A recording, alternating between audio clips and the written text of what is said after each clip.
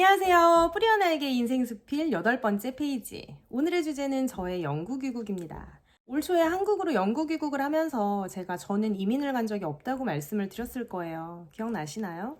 그 중에는 독일어권 국가에서 12년을 살아놓고 이민을 간 적이 없다니 이게 무슨 말이지 싶으셨던 분들도 계셨을 겁니다. 그래서 오늘은 그 얘기를 좀 해볼까 해요. 대학을 졸업하자마자 선택했던 국제결혼의 본질이 결국 이민이었다는 사실을 알게 된 건 남편과 헤어지고도 몇 년이 지난 어느 날이었습니다. 저희는 원래 독일이 아니라 중어권 나라에 자리를 잡을 계획이었기 때문에 독일에 넘어올 때에도 막 학기가 종강하자마자 옷가지랑 필요한 서류 몇 가지만 챙겨서 여행 오듯이 왔어요. 독일 간다고 가족끼리 밥은 먹었지만 친구들이랑 따로 환송회 같은 걸 한 것도 아니고 정말 여행 가듯이 자연스럽게 비행기를 탔죠. 그만큼 순수했고 한편으로는 세상살이에 어리숙했습니다. 그렇게 시작된 우리의 결혼 생활은 남편의 로테이션을 따라서 2년간 이사를 지속하다가 비니를 낳으면서 이제 독일의 한 도시에서 자리를 잡게 되고요. 1년 뒤에 파경을 맞습니다. 남편과 헤어지고 첫 2년 고생하느라 아무 정신이 없었어요. 그리고 이제 3년차 되던 해에 대학에 입학을 하는데 2달 뒤에 한국에 계시던 저희 엄마가 3기암 진단을 받습니다.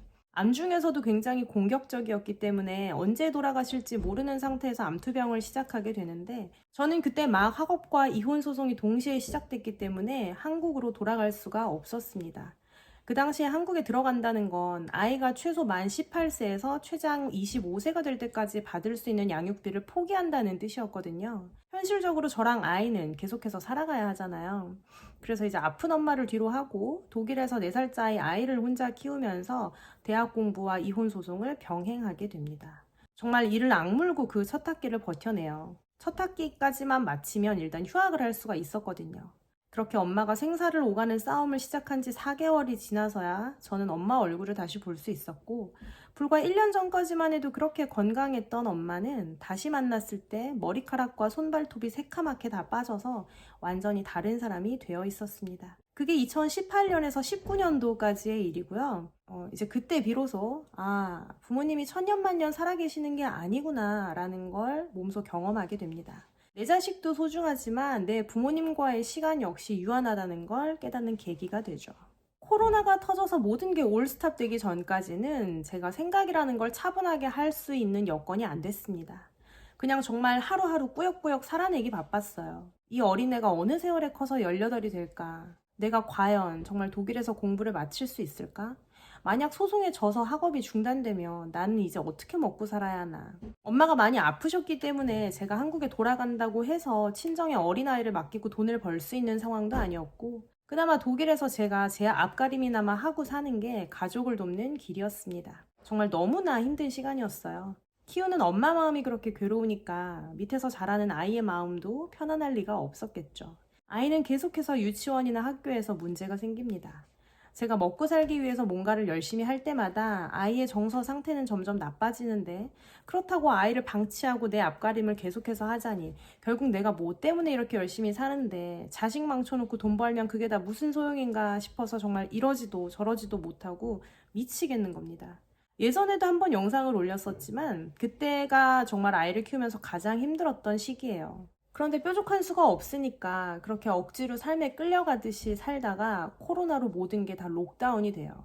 제가 뭘 더 어떻게 하고 싶어도 더 이상 아무것도 할 수 없게 됐을 때 그래서 그 모든 욕심을 포기하고 내려놓아야만 했을 때 놀랍게도 비니는 그때서야 비로소 조금씩 회복이 되기 시작합니다. 그리고 그때 배우게 되죠. 아이가 열심히 사는 내 인생의 발목을 잡는 장애물처럼 여겨지는 순간이 온다면 그건 내가 열심히 살고 있는 게 아니라 뭔가 잘못 살고 있는 거라는 걸요.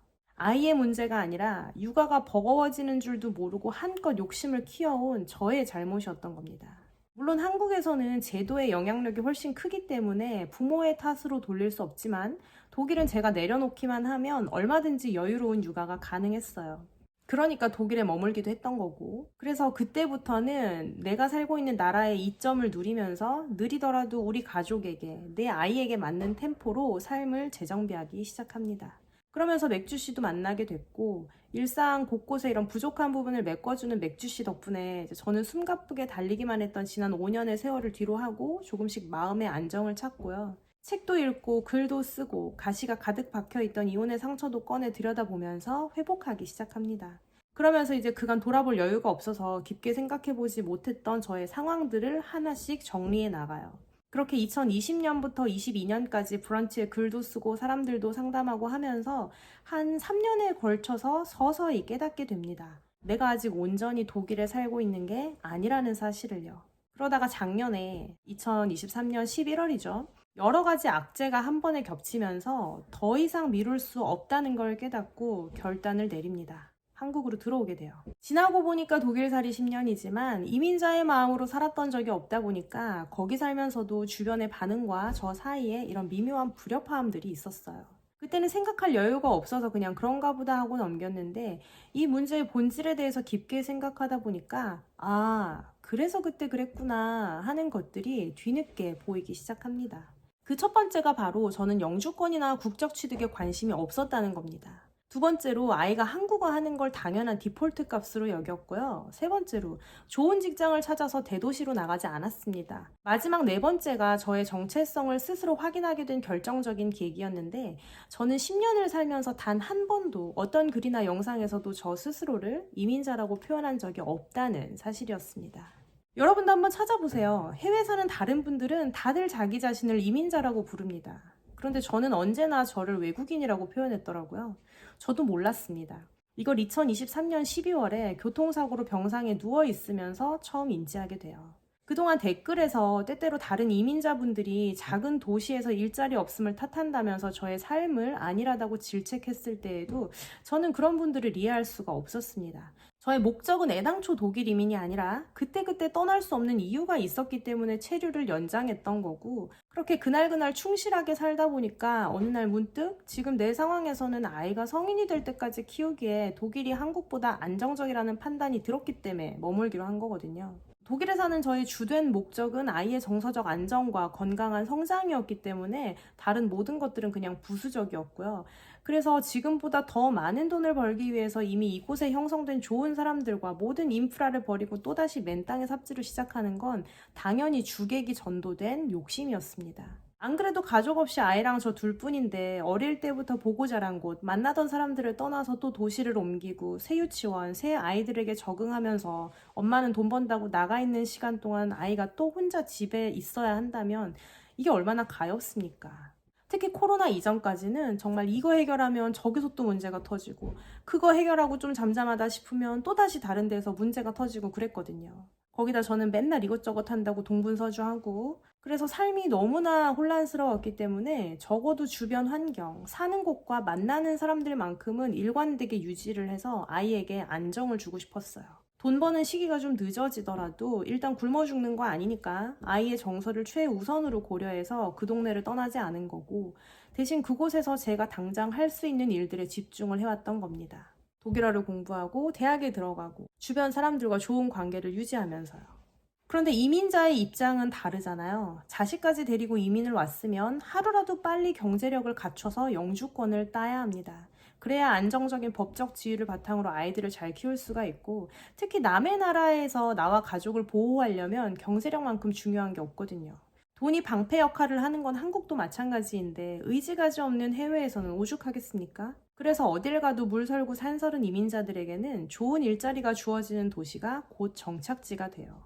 그러니 그런 입장에 처하신 분들이 이 같은 이민자의 시각에서 저를 보게 되면 저의 삶의 방식이 얼마나 어처구니가 없었겠습니까? 이민자는 경제적으로 자리를 잡을 때까지 매년 또는 2, 3년에 한 번씩 증빙 자료를 내서 이민국에서 비자를 갱신받아야 되고요. 영주권도 제대로 된 직장에 취직을 해서 충분한 기간 동안 세금을 내야만 받을 수 있습니다. 온 가족이 영주권을 받기 전까지는 그 나라에서의 삶이 시한부와 같기 때문에 이 국제정세에 따라서 이민법이 바뀔 때마다 마음은 또 얼마나 불안할 것이며 외국인으로서 그 사회에 그렇게 녹아들기까지 과정은 또 보통 일이겠습니까? 그래서 저는 한국에 이민 오신 분들도 그렇고 해외로 이민 가신 분들도 그렇고 항상 정말 대단하다고 생각을 해왔어요. 저야 남편 따라왔다가 얼떨결에 주저앉아 시작하게 됐지만 그분들은 그런 고생을 다 알면서도 스스로 결정했다는 사실이 늘 놀라웠습니다.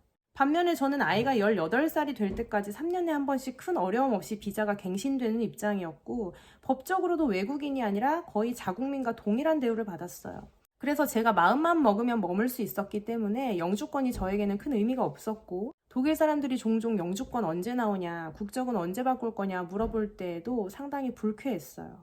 결혼 초반에 독일로 이민 오고 싶어서 독일 남자 만난 거 아니냐는 그런 모욕적인 말에 충격을 받았던 적이 있어서 독일 산다는 이유만으로 당연히 독일 국적을 원할 거라고 생각하는 그 사람들이 좀 오만하게 느껴졌거든요. 그래서 한국 여권과 독일 여권이 동등하다는 걸 설명하면서 나는 항상 독일 여권 같은 거 필요 없다고 했습니다.